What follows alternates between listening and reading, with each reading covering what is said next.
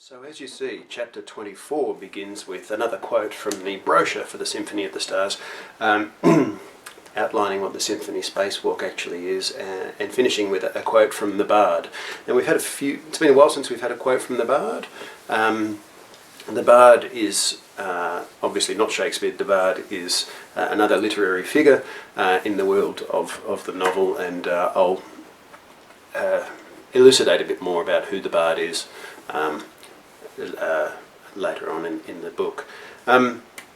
So here we are, the denouement of the whodunit story, the Poirot scene where Captain Sing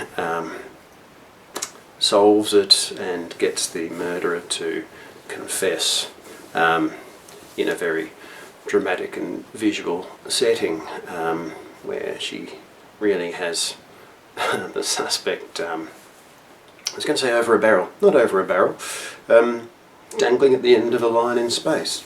So, fair to say Captain Sing has the upper hand here. I hope that this whole whodunit thing has been satisfying. As I said, I don't know if in the final draft of this I will pace it the way that I have. I hope... I don't know, let me know what you think. Let me know what you think in the comments, what you liked and didn't like about the whole whodunit strand of the story, and indeed its finale here. As you can see, Captain Sing dispenses some very, very tough shipboard justice.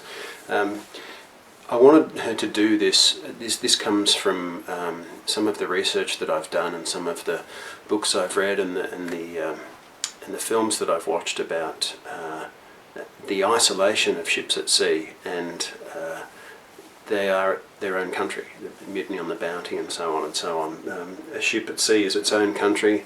It has its own king, it has its own court, it has its own justice system and its own punishment system.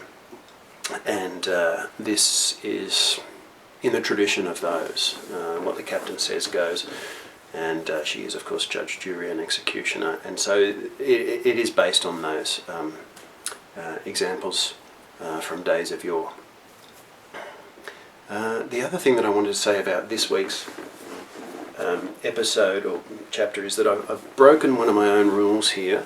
When I started this out, I didn't want the novel to rely on pop culture references or references from books, films, TV that we have in a contemporary setting, or gags that rely on knowledge of what's happening in 2019 or things like that. There are references to ancient history, of course, but I deliberately didn't want it to be an allegory. I wanted to create my own world, which was sort of self-sufficient.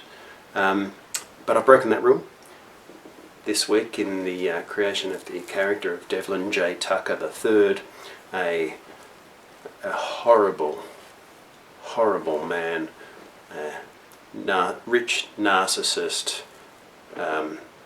zero empathy, zero dignity, zero sense of humour, obese, orange skin, blonde hair, 73 years old, initials DJT. Sledgehammer subtlety there, Hawley, very subtle indeed, well done. Yeah, I probably won't do any more thinly veiled swipes or references to contemporary culture or pop culture, but I just sort of couldn't resist in this instance. That's it for this week. Hope you enjoyed the chapter. Isn't Diana Sing a cold, cold fish? Or is she? Or isn't she? Or do they? Or am I? Or hasn't she? Or will they? Or am you? Or did he? Or won't they? Or mightn't he? Or did it?